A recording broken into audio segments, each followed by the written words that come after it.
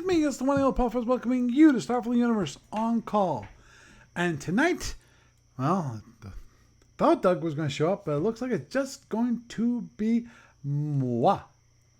So, hopefully you guys will enjoy what I had to say and this might be, from I know, this might be a very short podcast or something.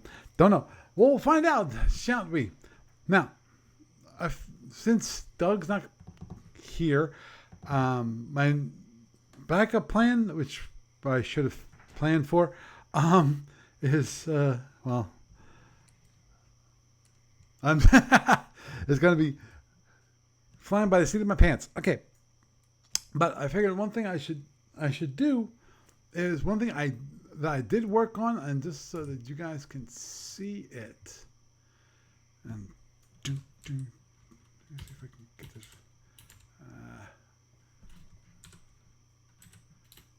There. Okay. Now, okay, let me switch over. Oh boy. I've got kittens behind me. This, my dear friends, is what I showed you. I forget what it was last week or the week before. I forget which. Excuse me, I'm a little thirsty. But this is Starfleet World. This is the Aide. The idea is simple. It's gonna be a work in progress. Okay. One thing I'll be working on for this week is to add the generation of the JSON files, basically the order files that you would use to load up here. Which you do is when you get the files, it'd be like orders.json. It would be the file. Let's call it that. It's gonna be different. It's gonna be actually unique to the corporation name and so forth. But what you're gonna be able to do is you're gonna go in here. You're gonna click choose file. It will allow you to load the file locally, and then you can actually enter in the orders here. Now the one thing. This is a very simplified. I mean, this is as I pointed out last. I'm pretty sure it's last week. I'm going to say last week, and that is that minimum viable product. To me, the minimum viable product means that you can go in, you could enter your orders, you can take the orders, you can then download them, and after you download them, then you can go and email it to me. Now, I'll be honest, I have not actually tested that scenario yet on my iPad, which is standing right here. I will do that and I'll make sure that people can use it in the current games before I announce it. So that, because what it will show you here is when you load the orders, you'll see in here and here, you'll see the amount of orders that you can enter. You can enter in the orders all you want, and that's fine. And actually, we'll make sure that the moves here are 4 characters, maximum 4 characters. You'll have your info, have your location, your name. You can't modify those. You can set the order, which is going to be 2 characters. The parameters, 1 through 6 is 4 characters apiece, and then of course the long one, which is for actually I need to specify the length of that. To be honest, and I forgot because I really should, so that a person will know that if it's completely invalid. Yeah, I'm not at the moment. I don't have a way of showing you that the orders are valid or invalid. I want to get to that. Actually, I tested that for the component that I'm using to show this. Sorry. I apologize. I forgot about you guys in the podcasting that you're just listening to me, and I apologize. If you want to look at what I've currently got, this is a browser only. There's nothing on the back end. Nothing. The only thing that's right now running on the back end is a web server. Then it downloads everything locally, i.e. in your browser, and you can run from there. Now, I've set it up so that in theory, it could be run completely offline. Meaning that if you had the file, let's say they had your file either on your computer or in theory on the computer. I've not tested this yet. I've done everything that needs to be done for it. I just never seen a web app work offline. Now, in theory, it's supposed to. If you do certain things, in this case, it's something called service workers. I know most of you are going, I don't know what that is. Those will act as a way of caching data. And usually, real quick, service workers, normally the whole idea of them is that it duplicates any of the normal calls to the web server, to the back end. Not yet, Shelly. I'll be working on that. But on the back end. And so the idea is it caches that all those calls and so forth, so that it's offline, you can still work. And if you update things and then that needs to be sent afterwards after you reconnect, then it can cache that up and go, okay, you're reconnected. Now, send it. So, and that's basically what the whole idea of service workers are. Now, in theory, I shouldn't need to use a service worker, but you can. Now, obviously, there's limitations to the way this is. I'm not using local storage, so that if you go in and you go, let me look, what would that be? This is it. You reload the page. Boom. Everything that was on this page that you had entered in is gone. So you never want to do a refresh. So when you're done, the whole idea is you click the save button, boom, it will then download that file from the browser to your device. So that should solve that. The idea is that you use it, you work on it, then you save it, work on it and save it. I'll work on possibly local storage later on. It can be done. I'm just one step at a time. Yeah. When it comes to checking validating the orders, the biggest issue that I found there, when it comes to the validating the orders, was that the validation didn't work the way I expected it to work. Now maybe it's a bug in the component, but when I read the description, it seems like it would do what I wanted to do, which is basically it would allow you to enter in the data. It would mark it as invalid. So you would see some kind of highlighting done or something along those lines. And then so that you can go back and you correct it and then be validated. But currently, it seems the validation checker and hooking into the validation of this tables here, and doing a kind of validation on the change of when you actually change it, going, okay, is there a change allowed?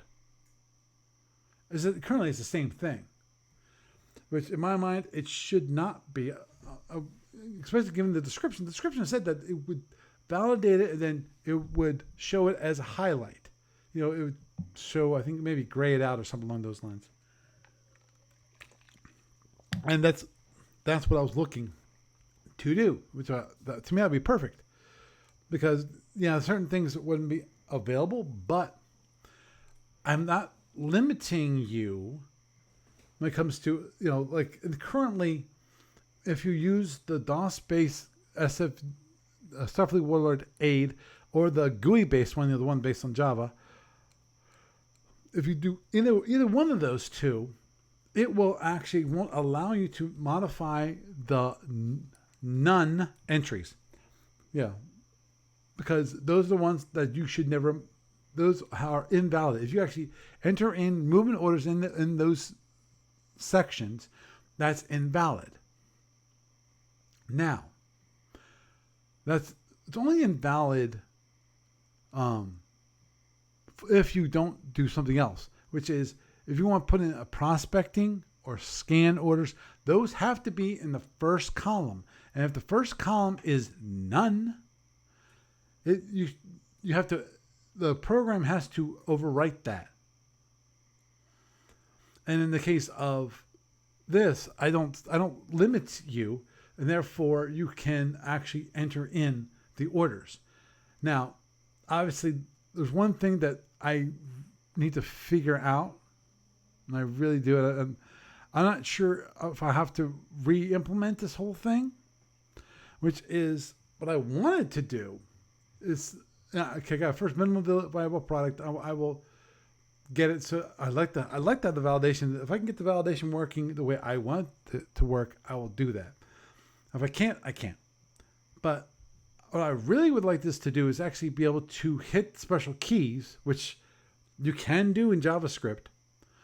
So you can do it on a web page. And I'm not sure how many you've seen that, where you can press certain keys. Well, actually, I'm sure a lot. Actually, I don't know. I was going to say, I'm sure a lot of people have seen it in Gmail. Well, if you have never used the actual keyboard shortcuts in Gmail, you might have never seen it before. Because currently, you can, I'm not sure if it's activated by default or not, but in Gmail you can have it so that you have active keys and you can press like X for deletion or J for going down one selection to select the next one, and then hit enter and boom, okay, it selects that piece of email and goes in and basically opens up that piece of email.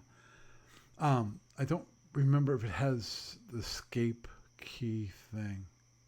Yeah, but anyway, so those shortcuts can be captured within the web browser, which is cool. Kind of scary, but it's cool. I say that's scary because it's surprising what kind of power a browser has, and definitely Google wants it to expand, but at the same time, as I've pointed out before, that is, Google wants it so that the whole browser is your operating system. So the browser has access to everything, Bluetooth, Bluetooth, well, of course GPS, but all these different, things locally that normally a browser has no right to really have access to. But Google wants to basically have it so that all that can be programmed into the browser, and therefore, since Chrome is always going to have those kind of special features, then you're going to, and since Google actually has Chrome, their own browser, their browser will always have those features, and the hope that I think Google has is that all browser, let's say manufacturers, but let's say creators, or not really manufacturers, Mozilla, Apple, that's about it at the moment. There's Google, which is Chrome, and you got all the Chrome derivatives, which are based on Chromium, which is, again, based off Google's efforts. And then, which is one engine. Then you have Firefox, which is another engine. And then you have Apple Safari, which is using WebKit, which is their engine. So currently you only have three web engines in the entire ecosystem. And as it is, we are running into the issue. We are. At least I've not tried this out lately with TalkShoe. Previously, when TalkShoe did a revamp of their whole browser experience here. This, if you notice right now, I'm running Brave. See, I'm running Brave. Brave is a Chromium-based browser, and basically the TalkShoe website would not work properly with Safari. You had to bring up Chrome or Chromium-based browser to use it, which means it's basically what's happening is that we're running into the whole Internet Explorer thing again, all over. The web developers are only designing for one browser. All the rest can go out the window. So, which to me means they're lazy, or at the very least, that those developers aren't worried about the smaller, smaller markets. And in the case of TalkShoe, here's the problem with not worrying with smaller markets. Some of the smaller markets are the iPhone. That one has just WebKit and Safari. That's it. No matter what browser you put on an iPhone, it's WebKit.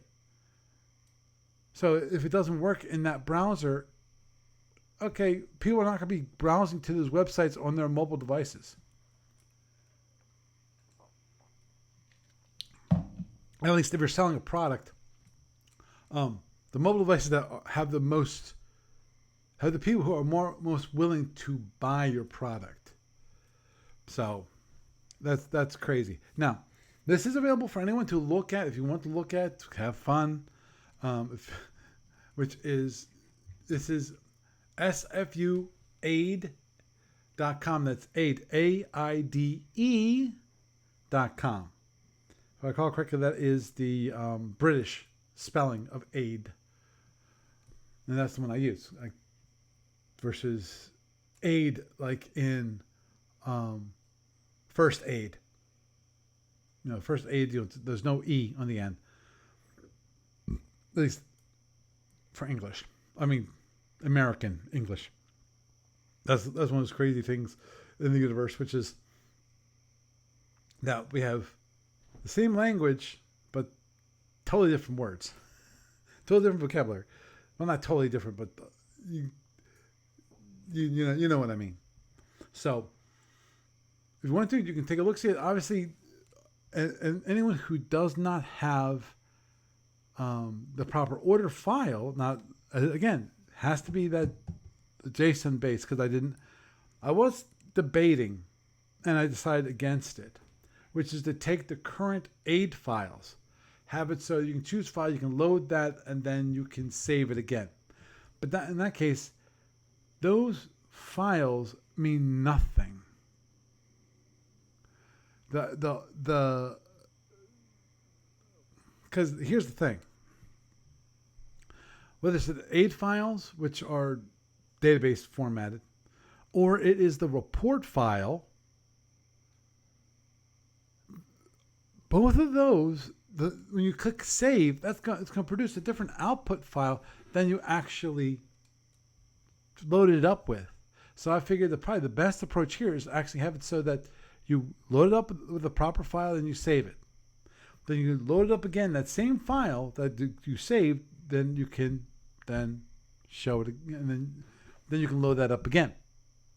So it's one file format, simplifies the process, and since I control the vertical, I control horizontal, in this case, everything in the Starfleet Warlord universe, and when it comes to what files you get, then I can have it so that in the future, i.e. starting this weekend, I can go and produce new files and have it so that it is available for people. And at that point, when I've confirmed that it all works as designed, I can save it into the JSON file and then load it back up those files, um, then I have to take that JSON file for my own purposes and then convert it to an Aide file, an Aide turn file, and after that I can load that up into the engine. So the engine doesn't understand the new file format, but I have a script that converts it. Now, just to let you know, little other things that I worked on for those people who are running Starfleet Warlord, using Starfleet Warlord. You guys already know this. Or at least you should have experience with it. I'm sorry, I'm thinking about whether I had 2 turns run last week or 1. I'm pretty sure it was 2, because I'm starting up a new standard game this weekend. Hey, Iggy.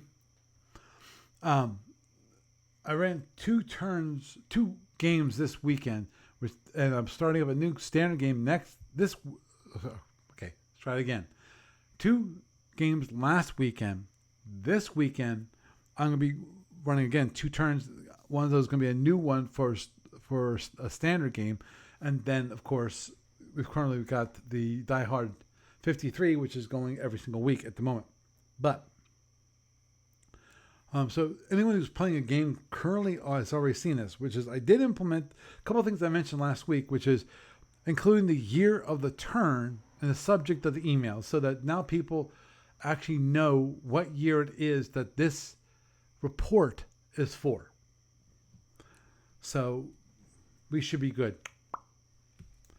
And also I split out the maps to be a separate attachment, because previously all of the maps that were generated and were included in the email were all part of a zip file. And so to see them, you had to unzip the zip file. So what I did instead is that I decided that, okay, I'm going to include that. I'm going to go for a minimum viable product for SFW Aide.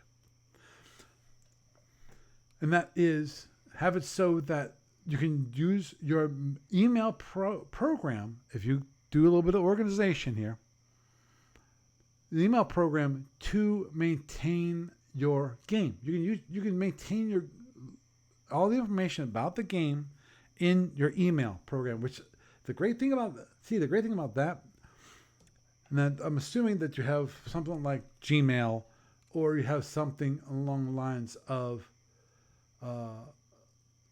Hotmail/live.com, Microsoft's offering, or any other IMAP based web, email server, i.e., if you're not using Pop, what that does, it takes the email that's on the server and downloads it, and then it removes it from the server, so that if you try to have multiple devices look at that on the email account, all of a sudden all the emails will disappear, or you download it multiple times and you have to delete it multiple times,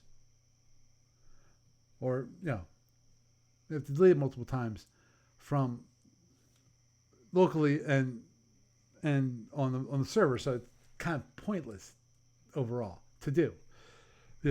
Why would you want to delete the same email for every single device that you own? Most of us would be pulling out our hair because of that. So, the idea is using the email client as the minimum viable product for Starfleet Warlord Aide.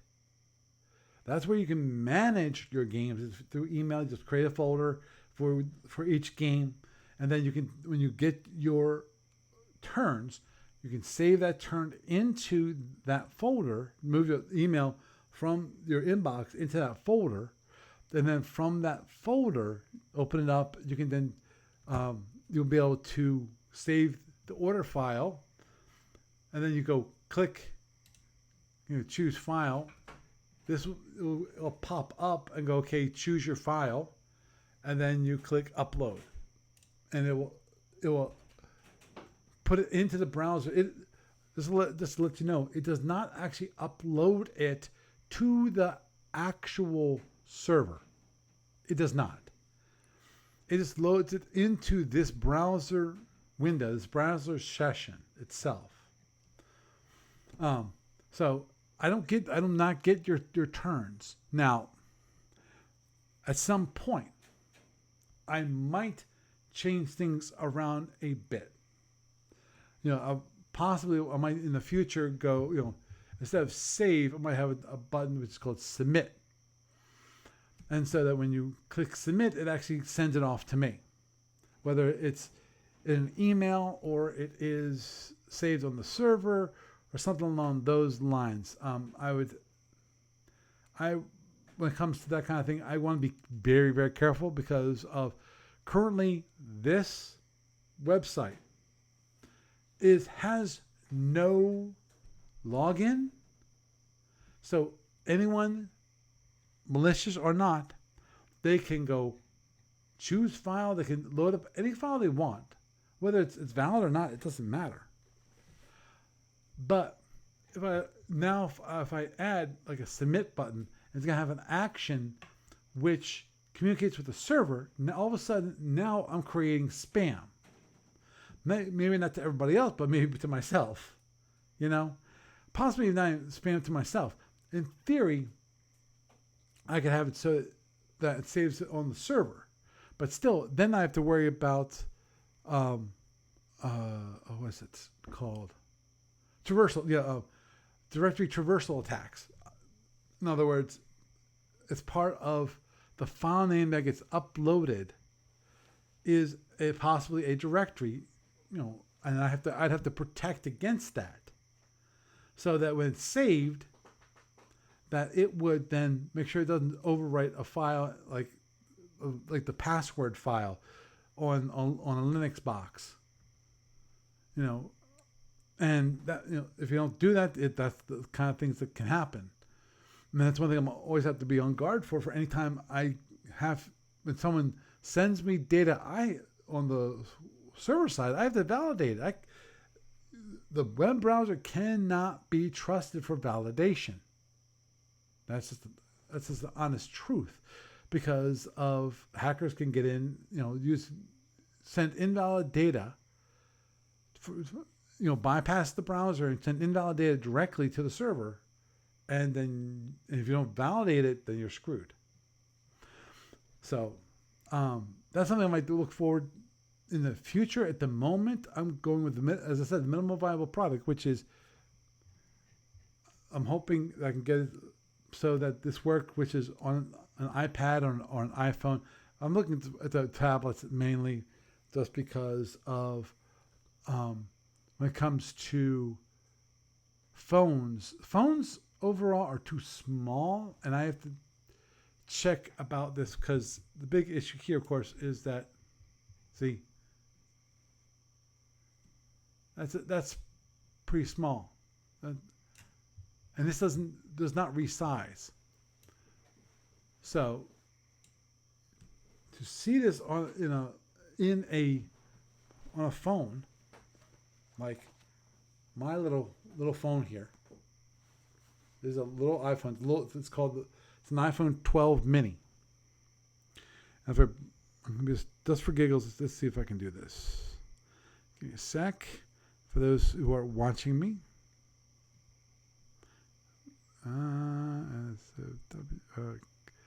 Excuse me, I'm having a hard time. Okay, and go. Okay, at the moment, see, it's really, really small. I was probably going to want to do it like this, which is sideways, landscape mode. Now, can you imagine that? I've not loaded anything up yet, but the cells that you enter in the data are ultra small. I do support, the editor does support tabbing from cell to cell. Now, it doesn't have one of the nicer features of the current DOS-based Aide, which is you enter in 4 characters, and then it skips to the next cell. This currently does not support that, and I'm not sure if it can. As I said, this is the minimum viable product. I might at some point rewrite the whole thing so that it's a little more friendly, but and it has some additional features, like one of the nice features of the GUI based aid or the text based aid, as in DOS based or the Java based aid, is that it allows you to take the line and copy it, because invariably, for those who run a large fleet, invariably you got a lot of ships that are going exactly the same route, doing exactly the same moves for every single turn. I mean, every single movement, they're all moving the same spot. So that's one of those nice things that would be nice, which is to have the ability to copy it and then go paste, just paste it all along down the page. Now, at the moment, it can't do that, and I'm not sure if the component I'm using to create this in a relatively quick fashion, if it can ever do it, because it doesn't quite understand the concept of rows and columns per se. This is a certain row number, a certain column number. Doesn't quite exist. So it doesn't have an idea. Actually, it knows where it is in the table. It just doesn't know where it is. I know it sounds goofy, and I can understand if you don't understand that's fine. As I said, it's that completely clear. It's back end work. It comes up behind the scenes of the actual. You can see it on the screen, but what's happening behind the scenes, because it's all HTML, and HTML is not designed to have, it's not designed to have like an Excel spreadsheet as part of it. So we'll just early on in the small games or the beginning of the games, I don't think that's as big of an issue, but later on it is. But I'm hoping at the very least people can use this if they're in dire straits. If you need to use your phone or you need to use your tablet because you're on the go, that you can use this as a way of working on your orders. Obviously, as I mentioned before, you have to remember to save those orders. Now, it's in theory, you should be, as long as that page never does an update, and that's the key here, because I know that the iPhone and the iPad does have an issue there, which is it assumes that any data there is going to be there. So it to save memory, it will kind of close certain browser tabs to free up memory. But the problem with that is that when it goes to it, it has to reload the page. So it reloads the page. Everything that was on that page gets lost. As I said, I don't do any local storage. That's something that, of all of the things that I would want to work on next when it comes to this, is local storage. Now, I looked into local storage about it, and programmatically, I thought it was gonna be nicer. I thought I could actually access the SQL database. And it's like, no, you can't. It's just a simple, what's called a key value mapping. You have a key, and that stores a value. Simple. But what that means is that to save each one of these cells here, it's going to have to, for saving the cells here, into that local storage, I have to create a key based on that. So it might be, the key might be ship underscore one underscore underscore one, and now maybe just ship underscore one, ship underscore two, and so forth for each. So for each one, it's saved, because you don't want to save the actual like designator, which in theory would be fine, but the problem is that in Starfleet Warlord you want a certain order. But you want to maintain that order. If you just save the key, there's no guaranteed that the order that you put the key values into the database is the same order that you'll be retrieving it. If you iterate through the values, there's no guarantee. This is one thing you always have to keep in mind. And you can do the same thing for this and this. Now, if you want to have it that way, then that means all the information here would have to be saved in that key. That'd be the value for that key would be that.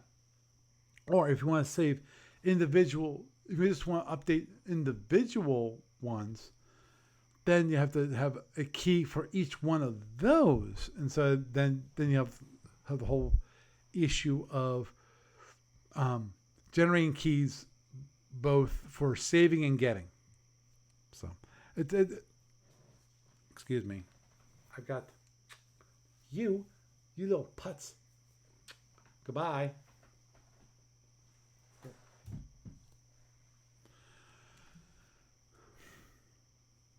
Sorry, my little kitten decided that he wanted to climb up my leg, and I tried to beat him to it. Crap. Excuse me. Yes, is there something I can help you with? No, you're not getting my water.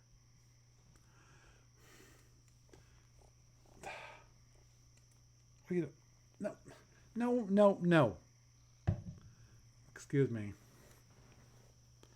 You are putz. I love you. Goodbye. Oi. My cat was chewing on my cables. Big surprise, he's a cat. He chews on cables. Will you stop that? And no, you're not getting my water. There. If you want to play with the cup, have fun.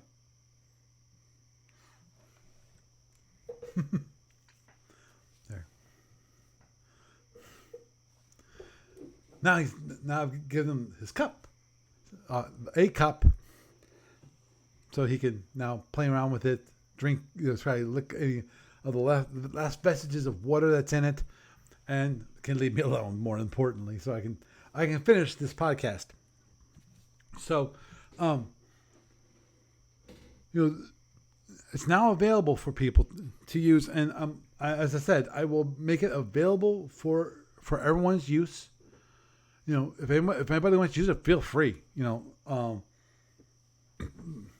That's why, for those of, I will explain this in an email or posting on Facebook, exactly my thought processes on this. Obviously, y'all folks that are listening, thank you, are listening to me now, have a heads up on what's coming, what's been happening with this. And this is actually, if you think about it, this is the second known iteration of this. The first one I tried to use GWT, and unfortunately I found that GWT is no longer supported, and therefore it makes it even more difficult to use overall. And what it got replaced by, it's like, oh, you got to be kidding me. What it got replaced with is it takes Java code and just converts it to JavaScript. So all the beautiful support that was in GWT for its own model when it comes to streaming and other things, that's gone. That got wiped out of. Okay, it's gone from support. in theory, you can use GWT, and there is a community, at least from what I see, there is a community. I'm not sure how active it is, because I actually didn't go and look for the community and start asking questions about GWT and how to do certain things. So I dropped that. So I went, okay, well, then I started learning React, because I looked at React. React looks kind of cool. Because for one thing, which was a technology called GSX, which is basically, the neat part about that is that it allows you to have custom HTML. You create your own custom HTML, and what happens is that custom tags in HTML, and those are actually called JavaScript in your browser. So, and it has a certain model that goes on when it comes to React, which is actually well-known developer environment. But I was learning that, and it was taking so long. I went, okay, let's try something simple. I went from basic, went back to the most basic one, which is, it's not quite plain JavaScript. It's like this close. It's still basically, it's a well-known framework. For many, many years, it's been, I think it's like 13 years old at this point. And that's called jQuery. So in jQuery, mainly what it does is it wraps certain JavaScript functions, but the biggest thing it does is selectors. You create a selector way of discovery of the different objects, on the web page. So that's what that does, and that's partly what I did my development in, which is jQuery when it comes to that. And that's why how I did this was doing jQuery, and actually this part here, the editable table is developed by not the makers of jQuery, but it's created to be compatible with jQuery and something called, I think, Bootstrap. I think it is called. I have to look and see what Bootstrap is, to be honest. Okay, what are you doing? You want that? No. Again. Say goodbye, Zuko, sorry. Goodbye.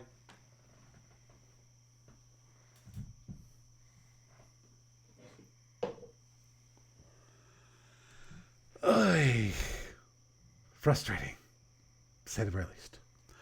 But anyhow, and that's why I was finally able to get it done quickly.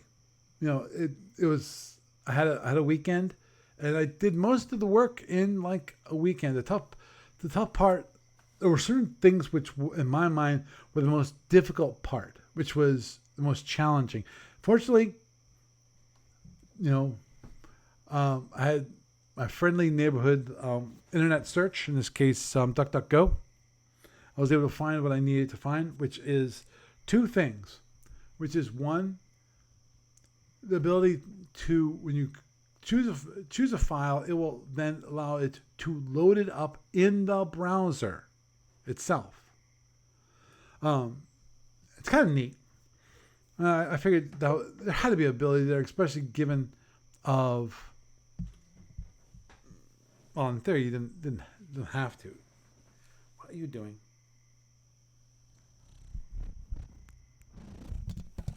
Hey, let go of my,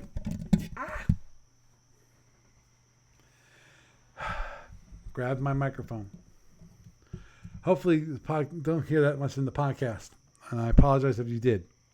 When it comes to him having his calls into my microphone.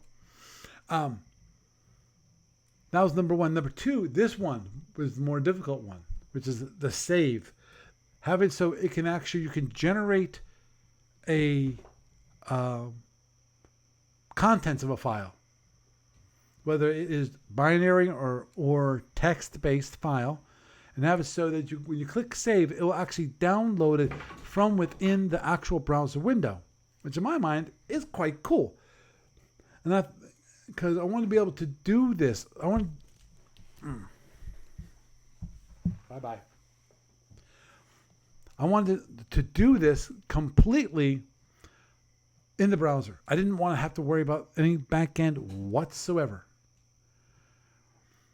So that, this, because of that, this is very, very, very, very scalable. That's the great part about this, is it's very scalable. So hopefully, I can get this, I can put out the turns, orders, and I can explain to people, okay, this is why you have this new file. And what the meaning, what is the meaning in all this? That kind of thing. So that people understand, and I'm sure currently the Starfleet World players have a question about their emails. I've yet to hear anyone complain about it. I haven't heard anyone mention it's like, hey, why are you sending the maps twice? Because basically I am. I'm sending them as part of the zip file, but I'm also having it as part of the email. So I haven't heard a single person complain about it. I'm not sure whether they like it or don't like it. Haven't heard anything, which is weird. I'm assuming, since I have heard zero complaints about it, that no one's complaining. Therefore, it means no one dislikes it. I'm willing to bet some people actually enjoy it, that now that they don't have to open up the zip file. They can actually look it up, on their phone, their tablet. They can look at the maps without actually using another program to unzip it or whatever, to look at the contents of the zip file. So it makes it a little bit easier there. Now, there might be a point in time, and this might be long ago and far away, which is there might be a point in time which I don't actually include a zip file, though might be more of a person on person thing. Because currently, in theory, now that I extracted the maps from the turn, no, actually I can't. I